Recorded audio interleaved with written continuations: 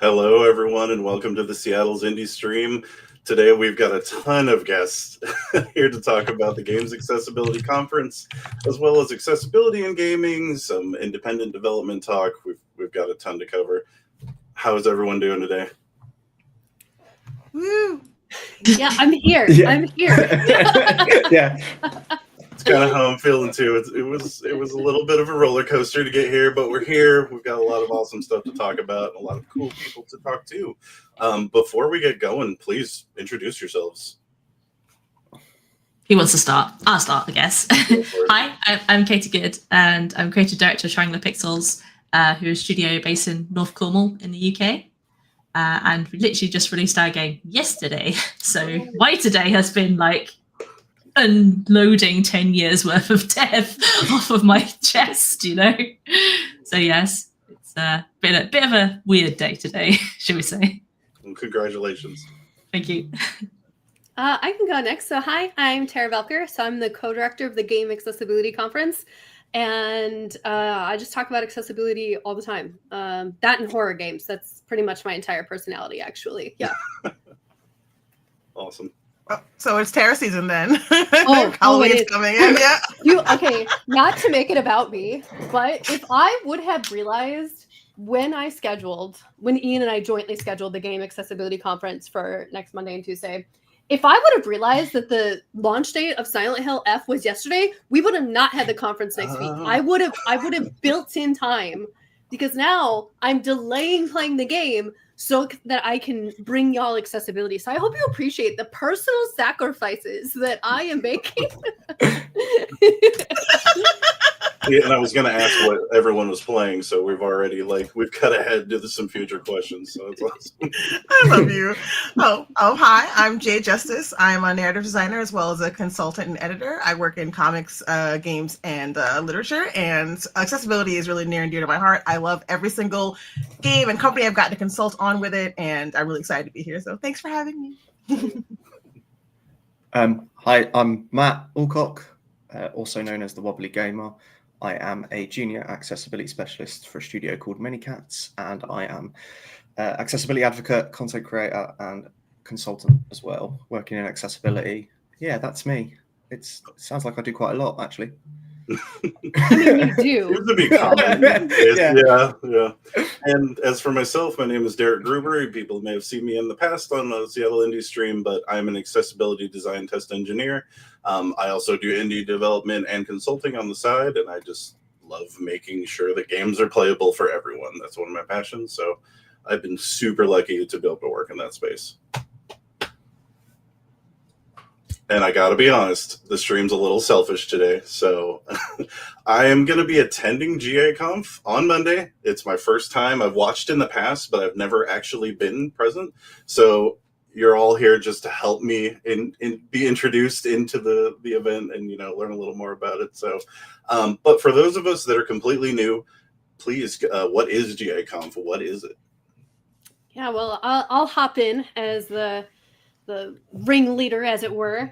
So the Game Accessibility Conference is a 2-day event that's fully dedicated to the topics of gaming accessibility and disability in gaming. We have talks from players with disabilities, from game developers, from designers, from people who do accessibility in other fields, all to come and help educate people on not only the importance of accessibility and disability representation in gaming, but more importantly, how to do it. I think at this point in the industry, we all agree it's a good thing. And so this is all about getting down to the brass tacks of like, how do we actually action on making games accessible and inclusive? And yeah, it's free online. So if you are not here and you're like, oh shit, like I definitely want to go, you can attend free online on our webinar. Oh, it's awesome. And that was exactly what I was going to ask next is how do we attend? So the free showing up online, that's awesome. But physically, where is it located? When is it going on? Yeah, so it's going to be happening in Redmond, Washington in the USA next Monday and Tuesday. So it's 2 full days. You can register in person on our website, and I'm sure someone will drop a link in the chat. Oh, look, it's already like pinned at the top of chat. Like you guys are like on top of stuff over there. Yes. Feeling it. You can register online, but even if you're not attending in person, you can register for the free version as well, which will give you access to the Game Accessibility Conference Discord. So we actually do something really unique with our online presence. So for us, it's really important that the people in the room are equal players with the people watching from home. We want them included as well. So all of our networking, all of our Q&A, all of that is done with our Discord for both people in person and online. So if you register online, you'll also get the link to the Discord so that you can chat directly to the speakers. Oh, awesome. And apparently, if you are a Seattle Indies member, there is a discount for 25% off tickets as well if you'd like to go in person. So we've got you covered in all angles. So now, I got a question for you specifically, Jay. As far as I know, you have presented in the past. Can you tell us a little bit about the talk you gave and, give us a little insight as to how that went down? Well, I'm going to be yoinking Tara in for this one too, because we did a talk together. It was in 2023, and our talk was on sim sickness, which I believe we had Sam McDaniel on the talk with us as well, and chat was there too. So we did sim sickness is basically motion sickness. It's what happens when you play a video game that has your mind not quite sync with your body in a way that has a negative impact on the player. And unfortunately, everyone on the panel suffers from it, and we explained what it was and discussed ways that can be mitigated, ways that game design and accessibility design can work together to make it less challenging for players to experience and still be able to enjoy the game. Oh, So, awesome. Tara, what are your thoughts on our Sim6 panel from 2023? I mean, so that was actually a really unique panel for me because every other time that I've done a presentation, I've been giving a presentation as a developer. And so that was actually my first presentation as a player of like, this is my unique circumstances. This is what gets me. And so for me, that was extra cool, being able to come at it from that side. Like, hey, normally I'm telling you how to fix problems, but now I'm going to show up and tell you like, hey, this is actually what prevents me from playing games sometimes. So yeah, it was a role reversal for me. So it was super fun. And like Jay is just a blast to be around. So like 10 out of 10 would panel with Jay again. Oh, that's lovely. I mean, honestly, I feel like that's one of the best angles to come at this from. Like, if it's your lived-in experience, you're going to know exactly how to talk about it and explain it to others. So that's really cool. Now, for me, I've been looking through the schedule. There's a lot of really cool talks that I'm very excited about. But one I wanted to bring up personally that sort of like caught my attention is Alex Carey is going to be doing a talk called A Fresh Set of Specs, Accessibility for Ideation. And he says this talk is going to explore how using accessibility barriers as a design lens can create a series of constraints for novel game designs. And I felt like that was a perfect juxtaposition from what you all were talking about. Are there any other talks that anyone else is super excited about this year? I'll jump in. It's going to be very on brand, and Tara can probably assume which one I'm looking forward to. There is a specific one this year, and I can't remember the name of it, but it's with regards to the release of FC 26 this year. And they've added quite a large number of features to the game this year, high contrast mode being the major one, and I believe, me and Ian discussed it the other day, we believe it's the first multiplayer online AAA multiplayer competitive game that allows you to use the high contrast feature in its online competitive modes. So it's quite a big thing. And yeah, I'm just quite excited about that because I've been assisting EA with it, and to kind of hear it from the devs' point of view that I worked alongside is going to be really interesting. That's awesome. With I'm myself. really excited. Oops, sorry, let me shut up. That's right. Latency. No worries. With myself, like, so as a VR developer going into MR now, it's like anything to do with MR, because the problem with MR is now we're expecting people to be able to venture around their real spaces. So you can't even use like fake locomotion anymore.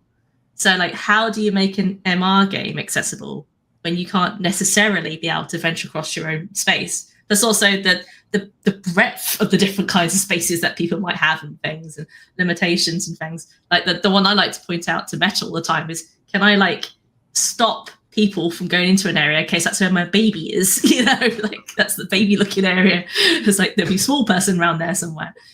So yeah, anything to do with like virtual tech basically is my thing. But the panel that I happened to be on was to do more about like as a micro indie dev, how do you afford all this, right? Like how to do all this as like 1 or 2 person studio. And I think that was something that I was quite passionate about. I've always been passionate about, so I'd be interested to see what the panel I was excited to see. Okay. I'm like, I'm here to see your panel. That's awesome. Well, I was gonna ask, are there any things I should be looking out for this year? But I think you all just kind of circumvented that question right off the bat. So, I'll probably skip that one. But first, I want to thank all of you for coming and for doing what you do. I find anything that helps making games more accessible to more people is super important. So I just want to share some appreciation for all of you and what you do, and any involvement I think is super, super kind. So thank you. But I do want to switch gears a little bit and talk about some games. So I personally feel like giving people like concrete examples is a really good way of explaining accessibility to people. I know we're still in an area where it's new to some, they're learning about it and trying to wrap their head around it. So are there any games out right now that people can play that any of you feel like really highlight good accessibility practices, or maybe just have some features that really speak to you? Self-plug. There's a game out that came out yesterday. So I wanted to like change the sort of conversation a bit around like what an accessibility feature looks like. And so in our game, for people hard of hearing, we have like onomatopoeia, like comic onomatopoeia for like slam, thud, etc. that appear like in the world. And it's like this cool comic book feel across the whole game. So it's just switched on for everyone, by default, because it's like, this is really good and really fun to like have in the game as like a visual cool thing, rather than necessarily like a thing that sort of separates you from that like virtual world, that immersion. So for example, like, when you're in VR and you've just got this black box of floating thing, which is your subtitles, that comes up in front of everything, that could potentially break your immersion. And so I hope that, like, I don't know if anyone's got any other ideas, like any other examples of where accessibility isn't necessarily just like what you would take off the shelf, but like built into the game design or the visual design in some way. Sure. Sorry, that's a really hard one for people. No, I think that's first off, I totally agree and love that. As an industry, we have gone more from making games and realizing, oh, they're inaccessible, and kind of like retrofitting or putting band-aids on issues that we've created. And we're moving forward to not creating those issues in the first place. One of my favorite examples is actually from, oh my God, I worked on this game. Why can't I not remember the name? The rhythm game that Tango made. Hi-Fi Rush, no? Yes, Hi-Fi Rush. Yeah. Thank you. Yeah, Hi-Fi Rush, yeah. Look, that's when you know you've been in the industry too long. You're like, that one thing I worked on, that game. So with Hi-Fi Rush, one of the things that was realized early on, like, it's a rhythm game, and they wanted people to be able to stay on beat with the rhythm. Well, if you can't hear the music, that's intrinsically harder to do, right? Sure. So one of the things that's just built in, just like Katie was describing, is like the entire world kind of has that pulsating that helps you keep track of the rhythm. And so everyone gets that, and everyone gets to have that cue. And it doesn't matter if you can't hear, because this visual is just baked in. It's not an added thing that you had to turn on.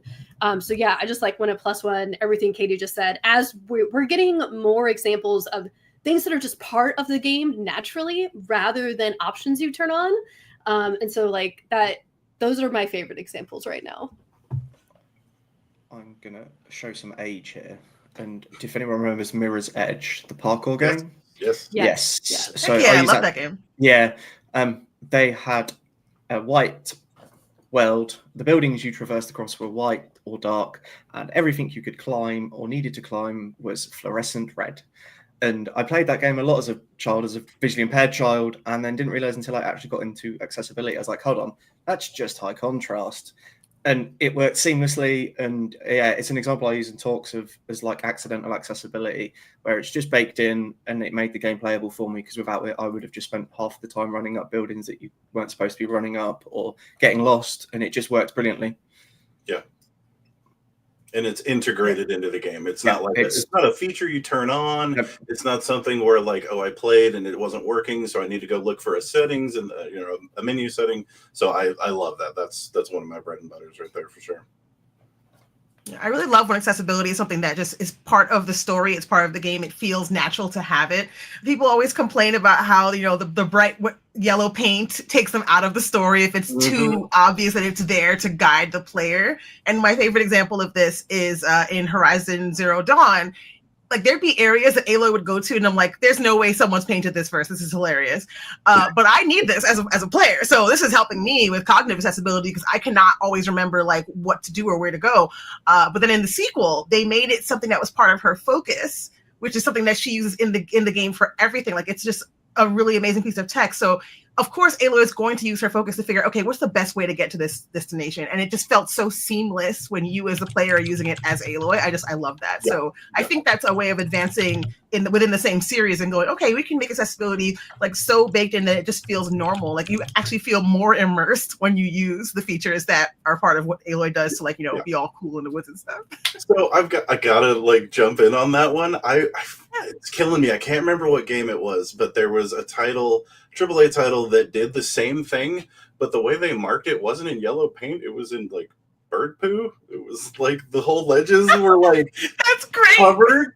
You know what I'm talking? It's killing me. I can't think of the name right though, but they were trying to make it immersive. They were trying to make it feel like a lived-in world. They didn't just coat it with yellow paint and smother it over. But it's just like, I love how creative we're getting these days and trying to integrate that stuff into video games. It's special. So personally, I'm going to throw out an example that I don't hear too many people talking about, and the people that know me are groaning because they've heard me say it too many times. Pathfinder Wrath of the Righteous was a PC game that came out by Owlcat Studios a few years back.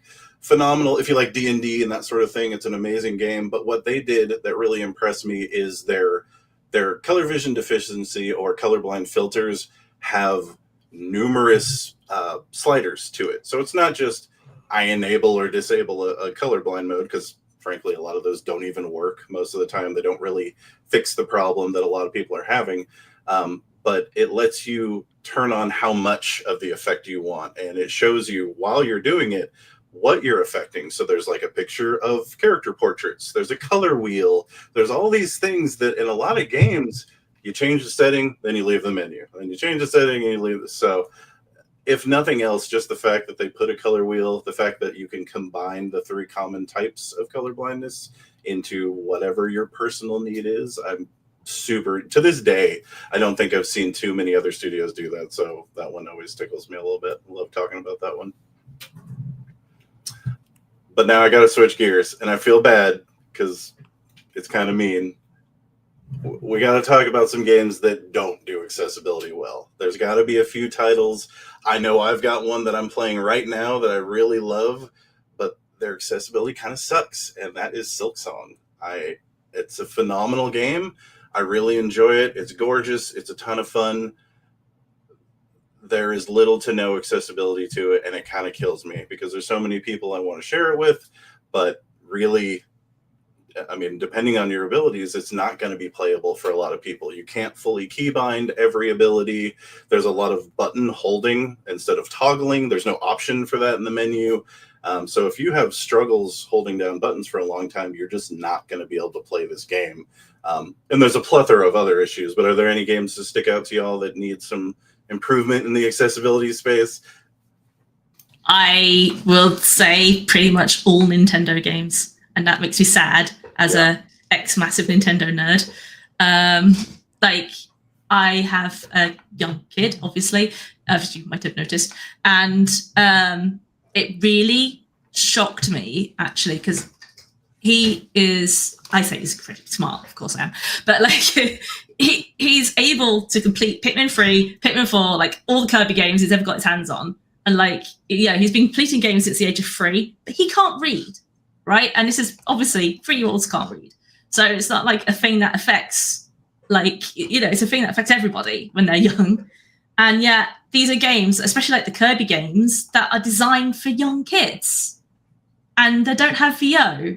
They don't have VO even just over just like the normal, like, interactive text, never alone buttons and things like that. So the only reason why I'm having to sit with him to play some of this stuff is because he can't read it, not that he can't do it.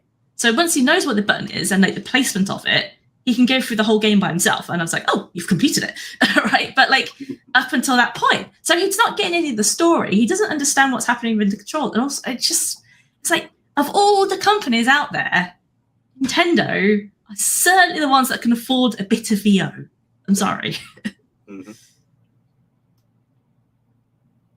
I completely agree. And the funny thing is, I felt like they were kind of innovative at one point. Like even going back to the Joy-Cons and especially the Wiimotes, like, or the Wii remotes, like the fact that we can have 2 separate controls. We don't have to, you know, I'm trying to put my hand up here. We don't have to keep them together. Like the fact that you could separate them, I thought was an inadvertent, really cool accessibility feature for some. But then, yeah, there's so many basic things that they don't seem to do. It kind of kills me. What about anybody else? Is there any games that, I hate to call games out because it feels a little mean, but there's got to be something out there that needs a little love, or a section that you think isn't super developed?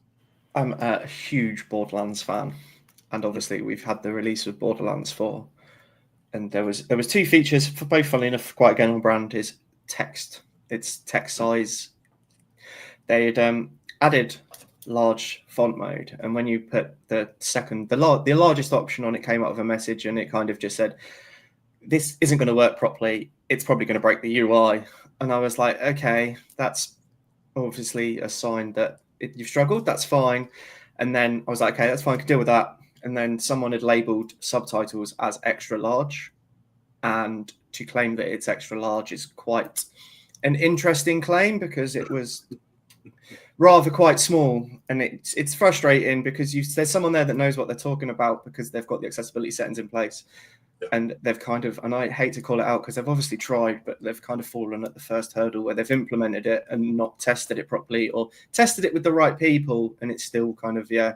But yeah, Borderlands, I have to say, was quite disappointing for me, especially from, again, such a large publisher as 2K, to see small areas like that could be massively improved and make such a difference, and they would just kind of fell a little bit short.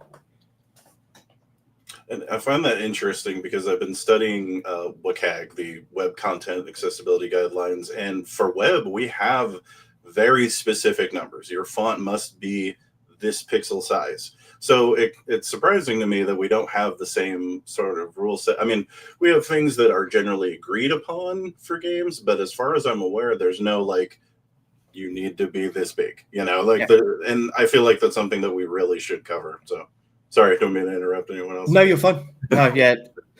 The legislation's the next step, I think, if you ask most of us. That's yeah. Yep. Well, I'll try not to pick on too many people. So, but I feel like it's something that needs to be said. You know, as much as there's so much praise to give out there, and I feel like we've come a long way. You know, as far as I knew, accessibility is much, much bigger now, 10 years later than it was 10 years ago.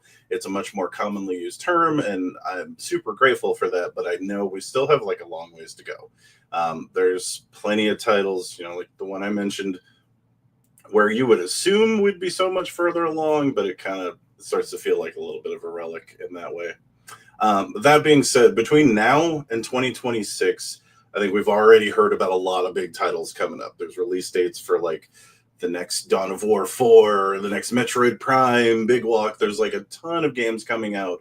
Are there any in particular features that any of you are hoping to see in some of these next upcoming titles? Take your time. I know for me, Dawn of War 4 is one that, like, I'm a big Warhammer fan, so, but I'm not very good at real-time strategy games. I have a hard time, like, selecting the units and giving them orders and stuff like that. So I'm really hoping to see some innovation in how we select these units, how we group them, because StarCraft has shown me in the past that I can't keep up with the quick selection, and I feel like the the method we currently have where you just like drag a big square across the screen, it's a little archaic. Like there's got to be some better ways to sort of, get ahead of that. So I'm going to go in, and you may either think this is a good answer or a crappy answer.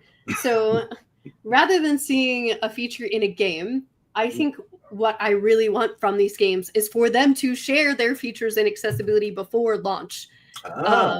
Because right now, with all of these games, it's basically like a rush for the game to come out and like someone make a video about what's in the game so people can then decide if they can play. Which, like, if you're one of those like people, like, there's certain games that I want collector's editions for, right? Well, like, you have to pre-order that, you have to put money on that, and there's nothing worse than like dropping $150 USD to get a special edition game only to find out you can't even play it because they changed a feature, they did this or they did that, or now it makes you motion sick when the previous version didn't. So I think like having games be more transparent about the accessibility of the title before it launches is, I don't want to say it's an innovation because there are people who are already doing phenomenal at this. Like shout out to Ubisoft, like David Tisserand and crew, Jessica Roach, like they are like goddess, like yes, they are putting in the work. But there are still so many other studios that you don't know. And I do think overall indies are in a really great position to spearhead and lead this movement, because you don't have the million-person bureaucracy dictating your marketing strategy and plan. So I think that like that's something that can happen. And, I can see, in chat, Jelly Rolls talking about standardized accessibility tags. Like there are tags that exist that people can use, such as, the ESA in the US has the accessibility tags, and they're actually giving a talk about that at the Game Accessibility Conference. But those only show up once the product is in the store. So like even the tags, they were great. They only solve half of the problem. So like, yeah, that's what I want, is people just to share it more. Like what is there without, me looking to check to see if Steve Saylor's put out a video with the menu yet. That was a great answer. No, seriously, I completely agree. I was gonna say something similar to the previous question, but like, no, you nailed it. I personally, like, as a gamer, do not buy games unless I've seen someone else review it and say that it's accessible, because I'm tired of wasting money on games I can't play. Mm-hmm. So yeah, no, support your local disability, like, games media people. Like, support your local reviewers. If you're an indie dev, like, seek them out, send them some codes and be like, hey, we'd love to hear your thoughts on this game. And that will actually help you sell more copies, because if I find a game that is like awesome and playable, I'm telling everybody I know about it. And that's like 20,000 people. So mm-hmm. And that was such a good answer. That was kind of my job for a long time. It was just making sure everyone knew, like, hey, there's features in this game. And, I want to give Steam a little bit of credit here. And I know what they've done recently. It's a step in the right direction. We're not all the way there, but now they do have a accessibility tags, we'll call it a wizard, I think that's what they refer to it as. So when you upload your title, you can say, does it have XYZ accessibility feature? And it puts it in tags on the front page of your game. Now, it's kind of rudimentary. There's not a ton of features just yet, but I think that is a huge step in the right direction. And it really feeds into what we were talking about here, as far as like knowing ahead of time, can I play this? Is it going to have a feature that I generally require? Like, I know a lot of times you never know until you play it, but hey, like any step in that direction, I think is a huge thing. And we do have websites, caniplaythat.com is usually a great resource for that sort of information. Again, they can't review everything, and there's only so much time in the day, but I like that direction, and I think that's really important for the consumer, as far as knowing, like, hey, am I going to have to do a Steam refund like an hour into playing this game? So I think you highlight the stores there. It's all right, like latency again. I think you highlight the stores there, but there is, like, I find it really frustrating when I come up with new things to help new people and there's nowhere to put it. In fact, on some stores, it's so bad, they actually have a limit on the description size of the game. And I can't even fit the game description there, never alone all the descriptions for other things. I asked Valve, calling them out, because we put Cornish into the game, which is our local language. And I was like, oh, where can I put, you haven't got the tag for Cornish. Where is it? Can you add it? No, we can't do that. Oh, okay. Well, how do I say it's got Cornish in it? Oh, you have to put it in your description. I'm like, but that's not where you find the tags for languages. Like, why can't I stick it in the language tag in the same way that their accessibility tags? You say so. It's like we've got things specifically for VR, again, VR specifically for tremors, for reach, and things like that. I got nowhere to put them. So yeah, like I'm just gonna have to like rely on people reading my blog posts or something, and that's a small indie, right? So it's like getting people to click off site to check something rather than having it all there on the store page. So yeah. Sorry. Pet peeve again. No, that's a really good point. And I hope that they're heading towards the direction of fixing that, because I've worked in AAA for a long time, and that's generally what they told us too. It was like, well, put it in the bio. You can just put fake tags in the description. And it was like, well, that doesn't really... Like, so if I search subtitles, maybe it'll show up as a game with subtitles, but you're not telling the player. It's just like, well, here's a game. You search subtitles and here's a game. Like, well, come on. People need a little explanation. People need to know. And again, right now, you are forced to leave the website. So I hope that this is the start and not the end. You know, I hope this is the beginning of a new trend of them moving towards more accessibility on their storefront for sure. So, of course, that is a really good pivot point, because most of our audience is in the independent scene. You know, that is generally what we, cover here at Seattle Indies. I got to ask the biggest, most broad question ever. What advice would you all be giving our indie game developers who are trying to make their games more accessible to everyone? Someone who's brand new in the space. So I'll jump in first.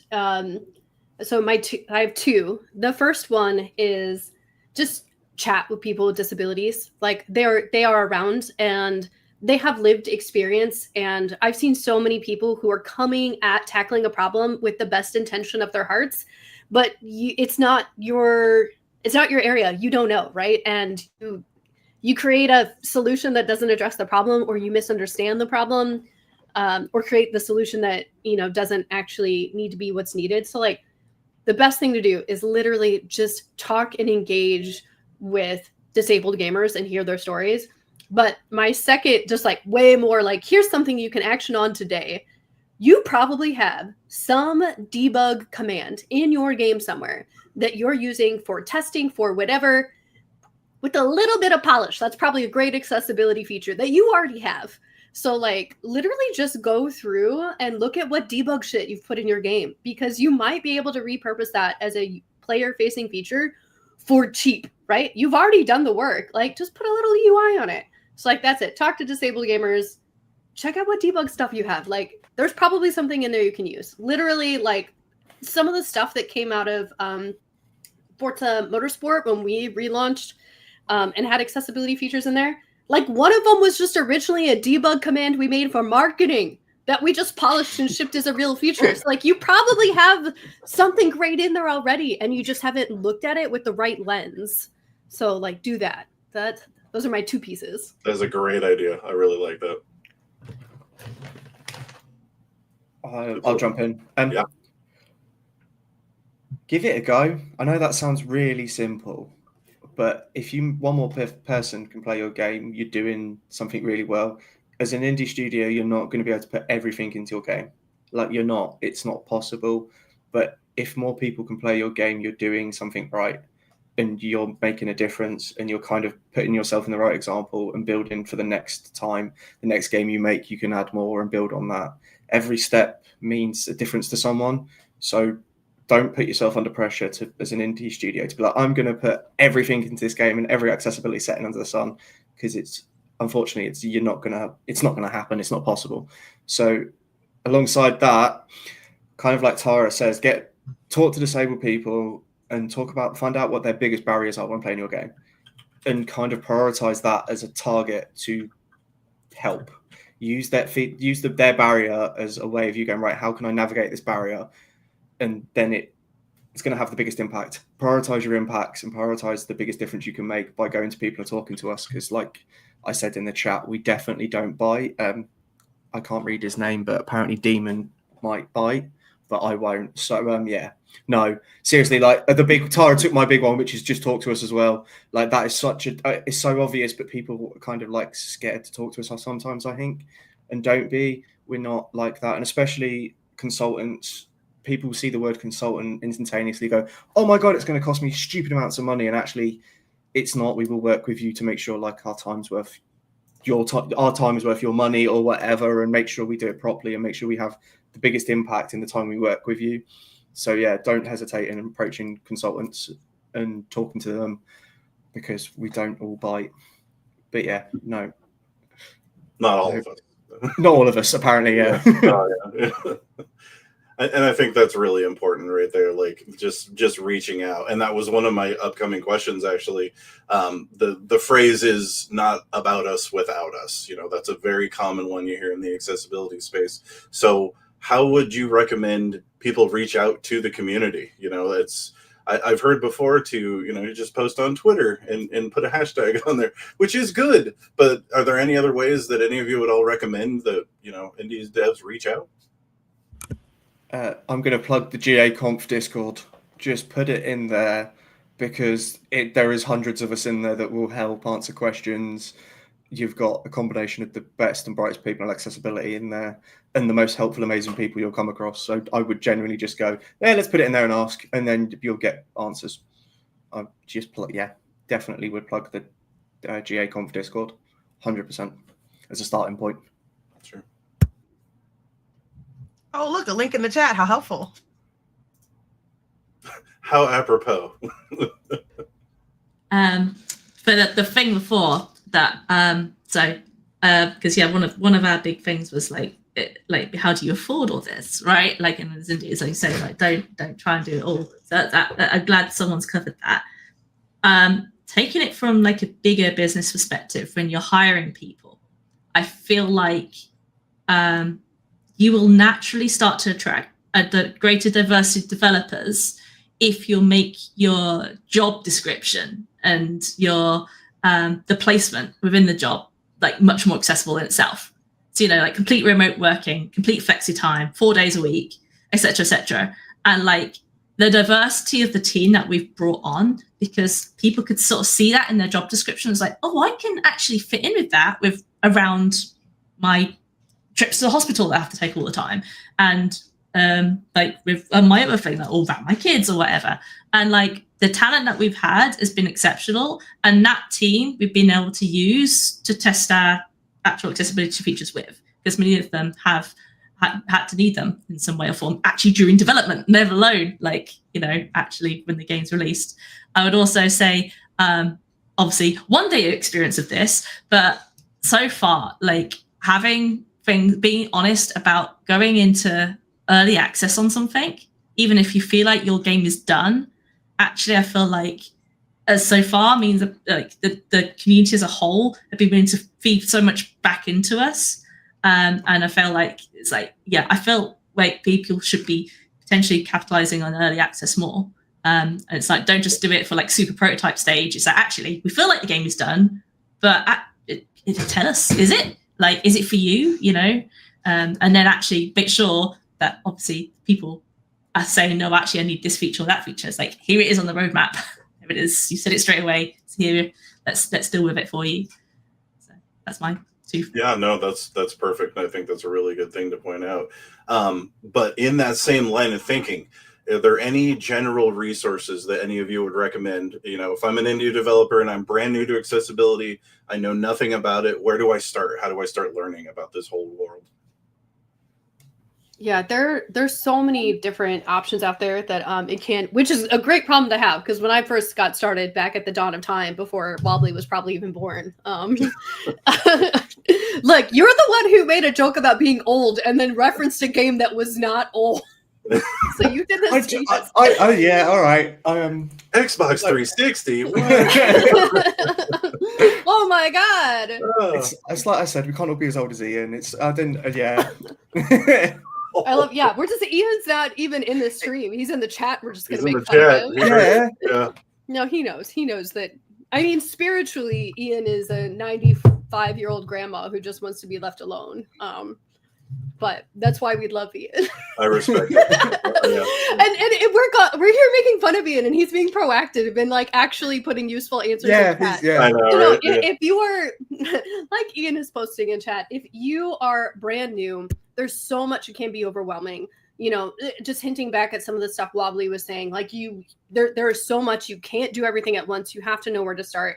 Honestly, just referencing the game accessibility SIG has the top 10 of just like, here are the top 10 things that you can start, just top 10 biggest problem areas. And then if you look at that, you can just reflect back on your game.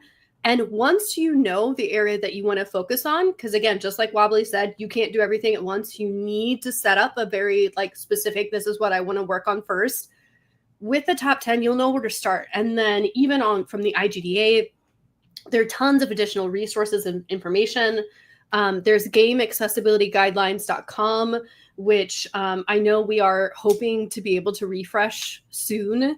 But then like they're like Xbox has stuff out there. You have all of the stuff coming from the Game Accessibility Conference. And now there are now even the ESA Game Accessibility tags, which are again great things that you can start and give yourself like accessibility isn't a checklist. I want to open with that. But sometimes when you're new, a checklist is comforting. And so using the tags as the kind of checklist to start could also like help you take your first baby steps till you get to that kind of mind shift that Katie was talking about before, about creating designs that have accessibility just incorporated naturally instead of added on. Sure. You're doing really good at spearheading my future questions. Oh no! I was just about to ask, like, what's a singular, like, if you're doing one feature, what's the first one you've got to do? You're like, well, here's a top 10 list. You feel free to start from 1 and work your way down to 10. So that's amazing. I want to say it varies so much. So sorry. I just want to say it varies so much depending on what kind of game you're making that you can't possibly use someone else's checklist to figure out how to make your game more accessible if you're an indie dev. It's more like focusing on what you're trying to give to the player in terms of experience and then figuring out, okay, how many ways can I give this information to the player so that no matter how they are intaking it, they are able to play this game, whether they can see well or they can hear well, whether they need more support with controls. Just figuring that out on your individual level, as opposed to like, this is what you should do for every single video game, because that doesn't make any sense. Yeah. I would also say, like, a lot of indie devs, of course, are coming from different industries, like still work in other industries. Like, I love putting my head above the games parapet and having a look at like, what are other industries doing in this? Obviously, for VR, there's a lot of physical stuff. But the one I love to bring up as a great resource is the UK tax office. So HMRC in the UK, they have accessibility guidelines, which are incredibly researched because they want people to pay taxes. Turns out if you make it easier to pay people to pay taxes, they'll pay their taxes. And so, like, they've been a great resource for myself. So pro tip there, check out other people's stuff. And I will say, if you're an American, don't go looking for the American equivalent. I have seen the American equivalent. Just go look at the UK. Just go look at the UK one. Also, I'd like to shout out fellow content creators. When I started doing accessibility 7 years ago, it was quite new to, like, we were just starting to get things like the guidelines and things like that coming up.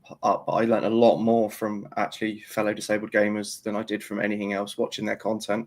It's really like understanding what they needed, what needs they had, what accessibility they liked in games. And that taught me a lot. Like watching others like Sightless Combat, Laura Kate Dale, there is a list.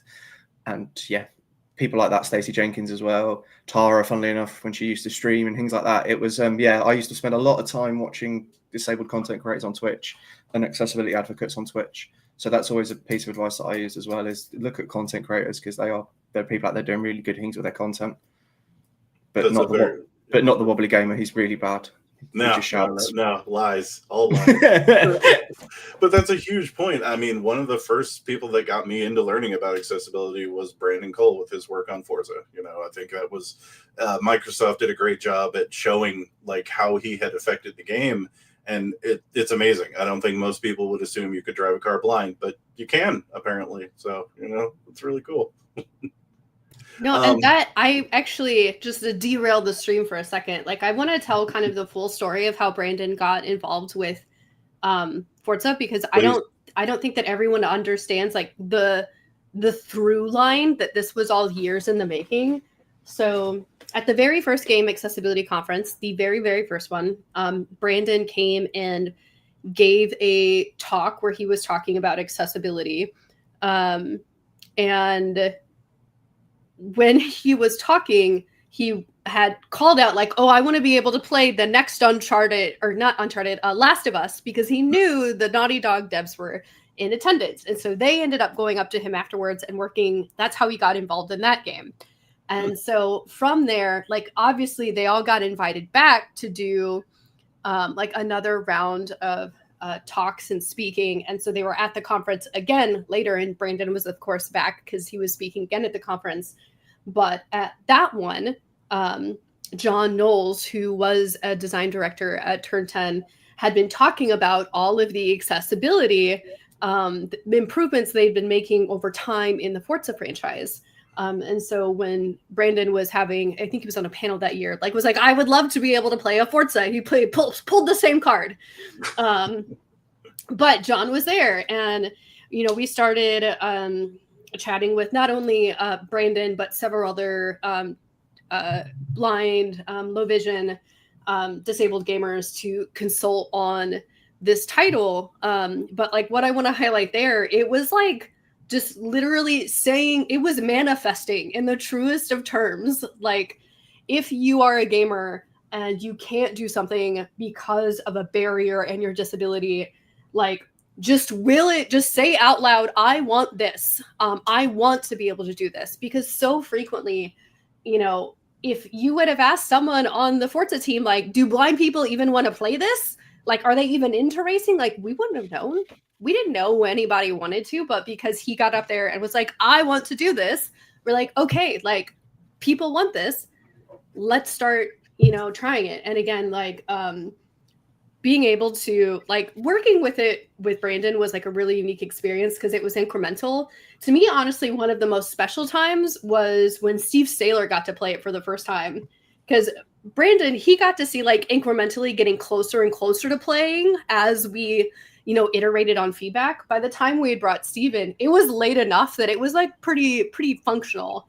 And just being able, there's nothing better than like, he's going to be able to fucking do this. He's going to be able to do this. I know he's going to be able to do this. And just sitting them in the chair and watching him play. And so like, I just wanted to kind of like highlight that story in that moment. Cause like, I want to encourage, like, if you are a gamer and you are struggling, just say what you want. Like, there are people listening. And sometimes it literally just takes you standing up and being like, I want to play your game, for people to be like, oh shit, I didn't know you wanted to play my game. Like, that's it. Like, I know that sounds so simple and simplistic and stupid when you look back, but like, no, literally sometimes that's all it takes. One tweet and 7 years later, here we are. I sent one tweet to a community manager at someone at EA Sports, and 7 years later, I'm doing it as a job because he listened and went, actually, do you know what? I'll give you a chance. So yeah, it's true. Like as Tara says, kind of take your shot. Don't be afraid to say things and ask people things, because that's how you get to do it. I'm also here from being loud on Tumblr many years ago. Yeah, see, it works. It really does. And I think most, if not a lot of the consultants you will ask will have some kind of story like that, where it's one conversation or one social media post or one video or anything like that someone stumbled across online, or it's kind of like, shoot a shot. Don't be afraid to ask, because it will lead to conversations. I need to get louder on social media, I think. Yeah, don't be afraid to be like, and people say, oh, you have to be respectful to developers, because you absolutely should be. But when real constructive criticism saying, hey, this is a cool feature, but it'd be better if it could do this, or like, this is my experience, and just being really thorough in how you discuss the media that you consume and enjoy, that is actually like adding to the community and helping people figure out how to develop their work better. So just really, really long, detailed blog posts about how you love this game, but you wish it had less button mashing. This is actually the best way to like actually give feedback, instead of just like saying, oh, this game sucks. Like, no, why does it suck? What sucks about it? Like, that's honestly the best advice I can give people who want to get into it. People always ask me, well, I want to get into it. How do I do it? I'm like, be loud about things that you like and how they could improve. And as long as you have a respectful tone and you're expressing yourself well, you're going to reach the right audience with it. Yeah. That's pretty much the best advice I can give. Yeah, I mean, the reality is, like, as game devs, we all want people to be able to play our games, right? Like, to my knowledge, there's none of us are out there like evil mustache twirling villains being like, you know who I don't want to play my video game? Disabled people. Like, no, that's not happening. Right? Like, it's normally a lack of awareness, not understanding the problem space, or sometimes if it's resources, like you see so many games that make improvements over times because they were able to incrementally improve, or they learned about the problem and then the next time they did it better. But yeah, it all just starts with like educating the space. And like when you show you're passionate about something, and you can have like, here's like, yes, you want me to give you 20 minutes of like the Easter eggs in Alan Wake? Like, I am here, but also let me tell you why the subtitles in the first game did not serve the community. Like, see, look, it shows that I have thought about this from every angle. And there we go. It's my goal to mention Alan Wake at least once in every stream that I'm in. So I'm glad I got to get that in there. Okay, cut it pretty close. But yeah, that's a huge point. I mean, majority of us all play games. We all enjoy games. And whether or not you're within the disabled community, there's something you thought you could probably improve. I mean, the oldest story in the book is white subtitles on a white background. You know what I mean? Like and that's such an easy thing that like, oh crap, I didn't think about that. You know, like as soon as it's mentioned, we're all good and we can move on. So I think that's a huge thing to bring up. Like, give critique, you know, be positive, be polite, and be kind on social media, but let people know, you know, like that's right in and of itself, you know what I mean? So I would also like to highlight talking to your politicians about that. Like, I feel like all of us here, I think, generally seem to agree that regulation has helped push things forward. We've seen dramatic changes of what we've brought in. I'm like, yeah, because you were told legally you have to, right? So like, so yeah, talk to your politicians about it. Like, I feel like that's a mean feat for change there. And also, as developers, we need to be talking to our trade bodies as well to ensure that we're being represented as disabled developers or people who wanted to create like more accessible games. Because again, they might have different ideas about regulations to that of us here, shall we say. So yeah, politicians and trade bodies. It's a huge point. I don't think they know video games very well. So make sure to explain as much as you can. Let them know how you feel about things. And I think that's the only way we get progress in moving forward. I'm not going to expect our local politicians to start learning the video game world. So, you know, let them know. Be loud, be vocal. You'd be surprised, honestly. I don't want to generalize, my apologies. But yeah, I mean, they're forced in a lot of ways to know about everything. You know, they have to, if you're in law, you have to know a little bit about everything in the world. So speak up, you know, if this is what you're passionate about, let people know. I mean, that's the best way I can put it. The thing to remember is politicians are fast becoming your age. So, and we are the age of the gamers. So definitely interesting finding that ours plays like Mario Kart and reference Mario Kart all the time and stuff. Sure. So like, yeah, things are changing and we can all change it together, I think. Yes. Just speak up. Super good point. Okay, so we're running out of time, unfortunately, but I want to plug one final question, something to sort of wrap us up. What is it that you all envision the future of accessibility? Is there any new features that you want to see? Is there maybe technologies that are coming out that you feel like represent new possibilities in the space, or is there just some areas that you feel are underrepresented that you want to see flourish in the next couple of years?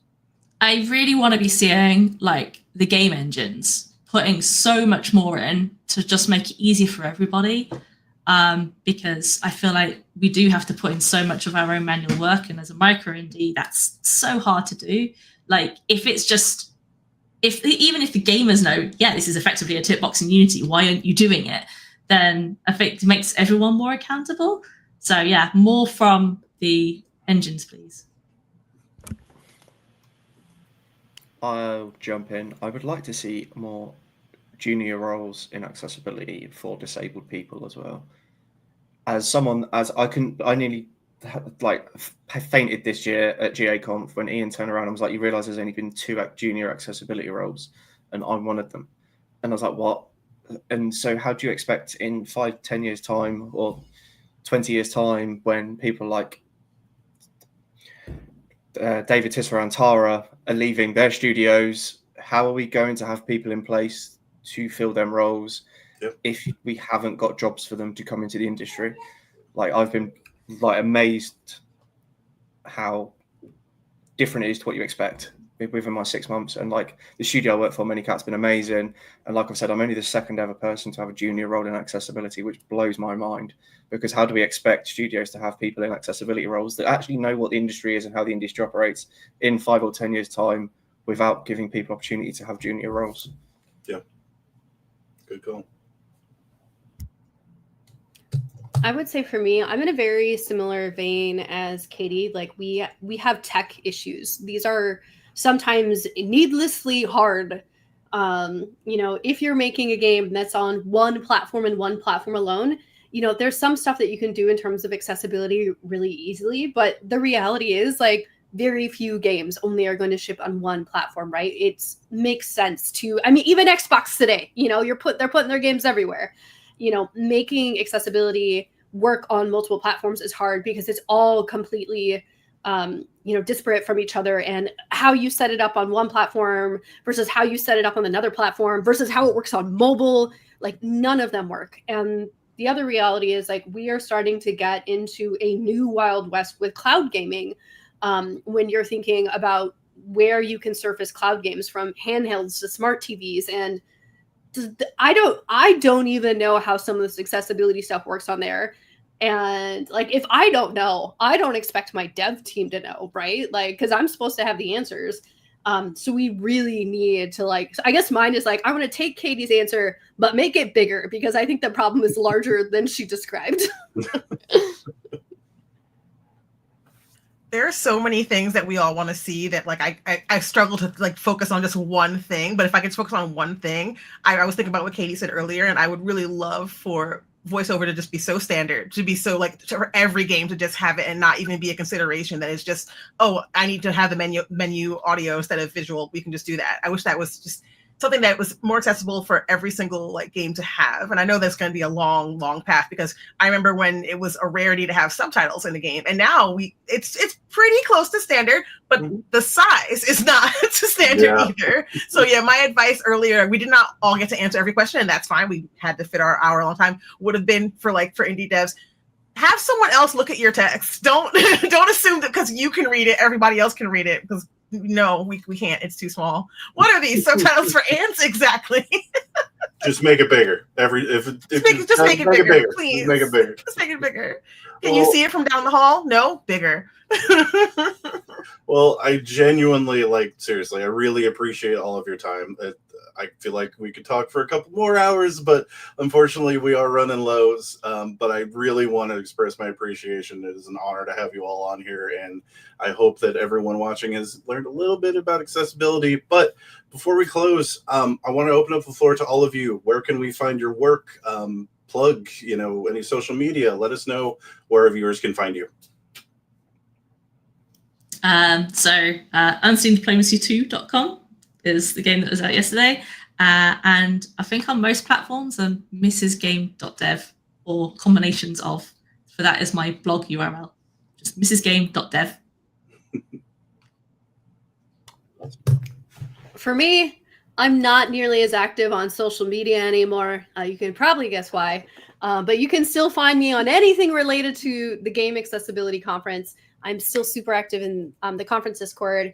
If you really want to tag me on social media, you can find me most likely as Lady Au Pair, which is the same as my Twitch handle. I'll be there. But otherwise, you should just come harass me in person or online at the conference events. And as the Seattle Indies just posted in chat, Seattle Indies has a 25% off discount for in-person tickets if you use the promo code Seattle Indies. Register today. Tara, you're doing my job. I'm saying, look, I gotta hustle. Like, we got time. We gotta get going. There's that inner content creator just straight away. Right. Wobbly, what about you? I'm really easy. Just look for the Wobbly Gamer. It's not hard to find. I'm everywhere, and Gobby and Vocal, you will find me. So yeah. I'm on most things as that J Justice. If you're on Blue Sky, it's jjustice.net, which is also my website. So you can check out some of the games I've worked on and some of the costumes I make for fun when I'm not doing video games. Finally, for myself, I'm on the same wavelength as Tara. I don't do a whole lot of social media, but you can find me on Blue Sky at Go Spell Games. Hopefully, I'll be posting more in the future. But as for now, that is our time. We have hit the time, unfortunately. But thank you all again so much for coming. Really, I seriously appreciate it. And I look forward to seeing some of you in person and maybe some of you on the Discord. But I will be there Monday, so I'm looking forward to the conference.